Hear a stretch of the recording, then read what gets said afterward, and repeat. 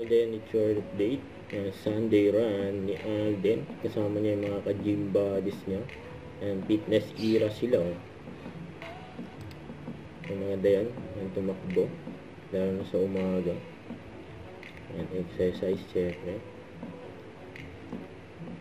And enjoy lang si Alden. Kasama niya yung mga friends niya tumakbo. At spotted din si Alden sa Uptown Mall, just sa BGC. Ay, may maswerte pa nakapagpa-picture kay Alden. Kasama rin niya dyan. Ayun, may pang dog. Dog lover dyan si Alden. Thank you, Sir Alden. May kasama niya dyan si Mama Ten. Sa pinsan niya si Ate April. Sa ito pa yung story ni Alden. Ay, nagbigay pa nga siya ng paggahe, luggage. Sa mag-asawang Miss Annette Gosman. Saka si Shintaro Valdez, Sa ito pa, ay binati rin ni Alden ng happy birthday, yung designer niya. So, what's your design story?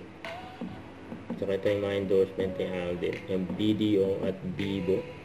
Yung Vivo V60.